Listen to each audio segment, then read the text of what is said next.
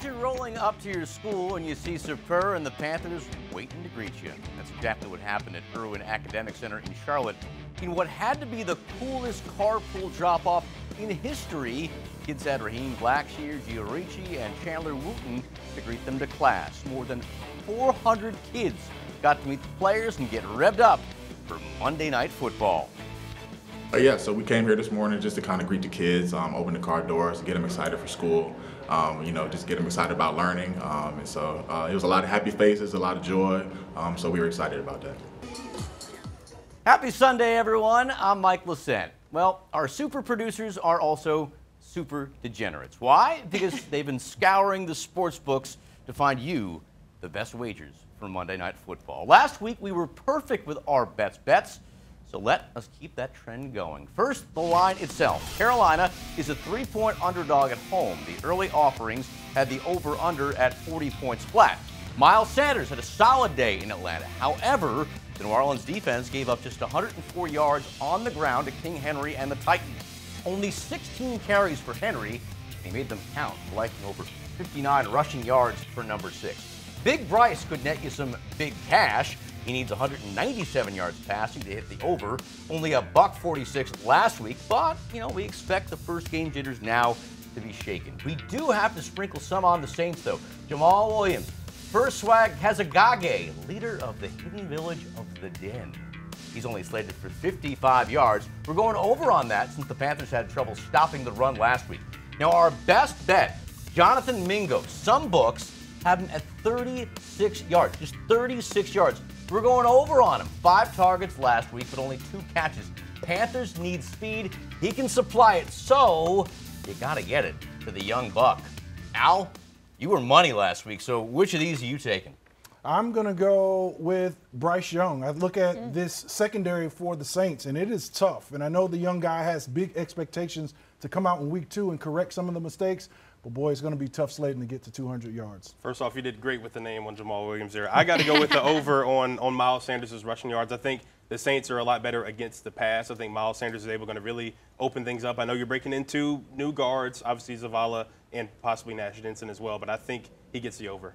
Yeah, I like the Mingo one as well, especially if they're looking to lengthen the game. What do you want to bet that the Panthers get rid of their turf, though? Because that's the next topic of conversation, Not a good bet. especially after Aaron Rodgers went down on Monday Night Football. Yeah, I don't have any injuries from being on turf. I just have a lot of little pebbles that are stuck in my foot. But talking to players, I don't think I've ever met one guy that was like, go turf. I mean, it's been go grass the whole time. On other teams, Houston was actually called Yoda. He's a vet who's been around, and just like the wise Jedi Master, he's now more than happy to pass off his knowledge to the next generation of players.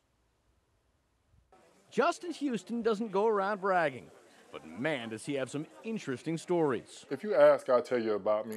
At times, they often sound more like tall tales, like when he removed a cyst from his body with his bare hands. I still got the scar on my chest. Or when he saved his brothers from their burning home. That was a crazy time. I was in 9th grade when that happened. He was in middle school when he had dreams of being a star running back. Then reality, or more likely a much bigger kid, hit him very, very hard. I got up off the ground, but I knew right then I didn't want to take another hit. It was then that the legend of Houston, the linebacker, began. Yeah, I prefer to give a lick than take a lick. 2 decades later, the 6'3", 270-pounder has handed out plenty, with potentially more on the way here with the Panthers.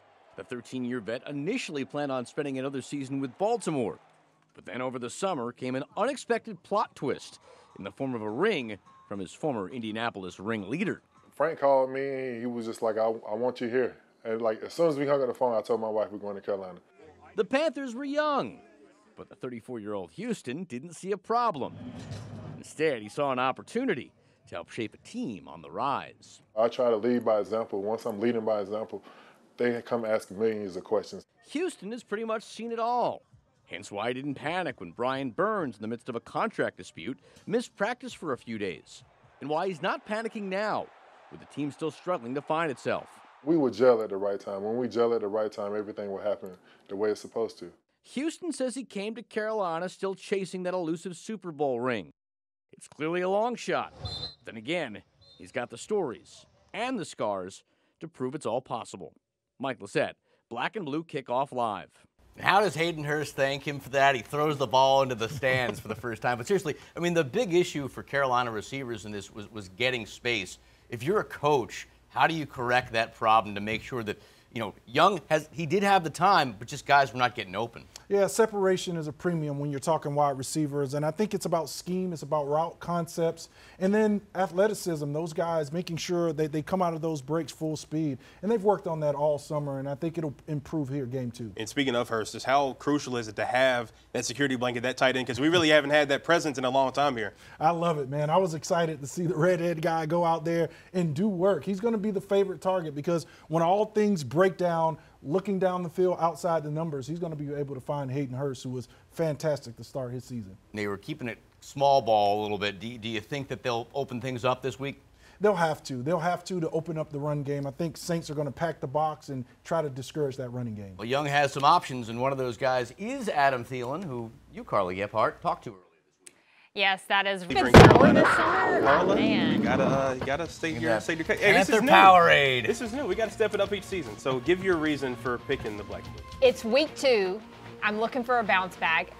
Bryce Young needs some confidence, I think. I think the whole offensive side of the ball does, and it's back at home. And yeah, it's week 2, right? We still don't know who the Saints are going to be. I know that they, barely beat the Titans last week, but I'm drinking the Panthers Powerade. One more week at least. We'll see it in the rest of the season. Fellas, y'all riding with me? Why? Yeah. Well, I was optimistic, and the last couple of weeks have really beaten it out of me. They got to show me something. It's Because so week far, 2. Carolina's shown me nothing so far. They got to show me something. What you got? Last week I picked with my heart. This week I got to pick with my head. We'll see. So 3-1. We'll see how it shakes And you're out. picking the Saints. Yes. Because that's That wasn't a hard pick. Yeah. No, it wasn't. All right. Thanks so much for joining us. Go Panthers.